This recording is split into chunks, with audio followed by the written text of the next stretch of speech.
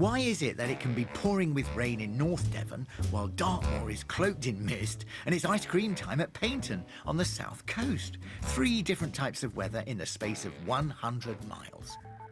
It feels the weather is nothing but unpredictable, but in fact it can be scientifically predicted to within 4 days of accuracy. And this is where it all happens, the Met Office headquarters just outside of Exeter, which houses the latest high-tech equipment and highly trained experts. The meteorologists don't just tell us if we need an umbrella one day or a bikini on another. They give us more warnings on perilous conditions such as UV levels, floods, droughts and storms. Information which could be life-saving.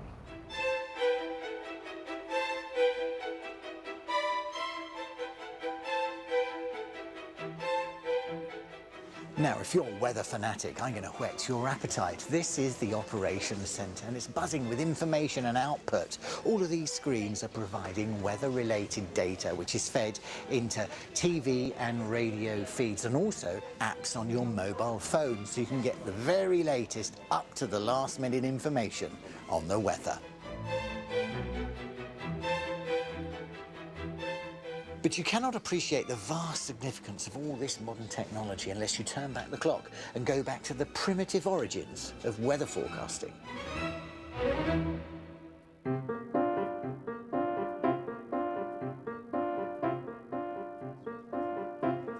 Catherine Ross from the National Meteorological Library and Archive is here to give me a potted history. How did weather forecasting start and when? Well, in 1854, that's the origin of the Met Office, yeah. And it was founded with the intention of protecting life and property at sea. At the time, there was no intention to forecast the weather. They actually didn't believe it was possible. Right. So the plan was simply to collect observations, particularly wind, and there's not much point in knowing the prevailing wind if you don't know the direction of the current. So they were collecting both of those sets of data at sea. And we actually used the scientific version of a message in a bottle in order to do that. We do have some examples here. They were placed in a small glass bottle, which was corked, thrown overboard, and you had notes on which the captain would write his latitude, his longitude, and the direction in which he was travelling. Mm-hmm. So it provides in sort of 6 languages, essentially, if found, please return to the Admiralty in London. Yeah. And from those, they were able to track the currents and understand the speed and the direction of the world's currents. This was dropped from the ship Evangeline, which was sailing from Liverpool to Calcutta. And the captain left a rather interesting note on the back. He says, "I'm blessed with a crew of the most infernally ordinary old shells that ever trod a plank." Oh. I don't think he was too keen on his crew. Beautifully put. Was this to help navigators, really? To help everybody, yes, navigators, captains. The science of forecasting was founded by Admiral Robert Fitzroy, who was the founder of the Met Office, and he developed this as a science based on those observations. And then in 1859, there was a very major storm, which is called the Royal Charter Storm. And that resulted in the loss of 133 ships around the British Isles, and in particular, the Royal Charter herself went down off of Anglesey with a loss of 450 lives. And there was a great outcry resulting from that, that surely, at this point, we should have been able to predict that storm. Something should have been done. So Robert Fitzroy said, yes, we could have done that. And he wrote a report, which he presented to the Board of Trade, and this is one of the original charts from that. And he used it to prove that they could have predicted the course of that storm and understood the weather going on around it, so that they could therefore have actually provided a warning service. And from that, he persuaded the government to allow him to start the first warning service, a gale warning service, which still continues. It's now known as the shipping forecast. West veering northwest later, 6 to gale 8, occasionally severe gale 9. Rain, then squally, thundery showers, moderate or poor, becoming mainly good.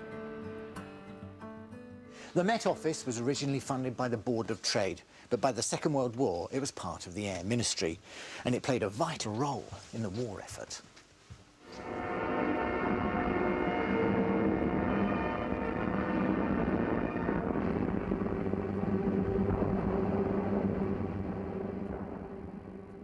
This D-Day chart shows the importance of weather forecasts when planning one of the most significant Allied operations against the German forces.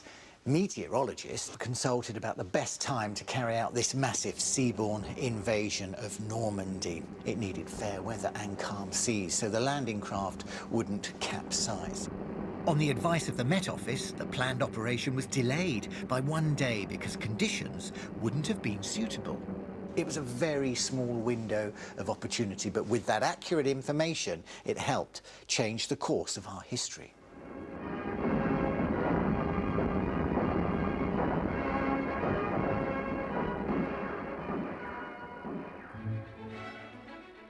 During the 20th century, developments in technology have been key in gathering weather information and passing it on.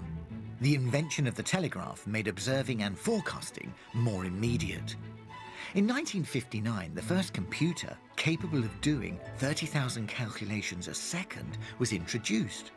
This was a major step forward, making numerical-based predictions possible for the first time. In the 1970s, the satellite revolution proved a quantum leap in the accuracy of weather data by providing a bird's-eye view of how the atmosphere moves. But that was nothing compared to what the Met Office have today. This supercomputer, one of the fastest in the world, can do more than 23,000 trillion calculations per second. And all of that information from observations around the world is sent into here, the operations centre. Meteorologist Helen Roberts is going to explain how this busy room works. We have lots of different types of forecasting, so everybody's aware that we do media forecasting, Yes. But there's lots of other things going on. So we have our aviation section. That's probably the biggest section we have, actually. We have one of only 2 world area forecast centres in the world, and they're forecasting upper air charts, so high-level aviation charts. Then we've got our marine forecaster, who, among other things, is producing the shipping forecast, which still goes out regularly on Radio 4. And then behind me here, we've got one of our newest sections, which is space weather, as well as our hazard centre, which is looking at things like landslips, which can be as a result of the weather. And also volcanic ash, if something like that should occur. And with all the new computers, has it become more accurate, let's say, in the last 30 years, weather forecasting? Yeah, so just as an example, our 4-day forecast now is as accurate as our 1-day forecast was 30 years ago, so a huge improvement over the last few decades. That's massive, isn't it? It's massive, and our 3-hourly forecasts are over 90% accurate, so yeah, we're doing pretty well. Does anything still surprise you with the weather? Do you get it wrong now and then? It's rare that we get a big surprise. We've got so much observational information, satellite radar observations, it's unusual.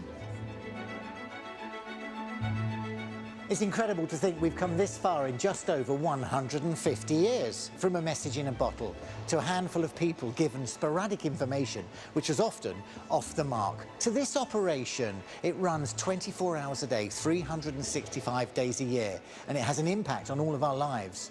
The Met Office HQ here at Exeter never sleeps, and nor does the weather.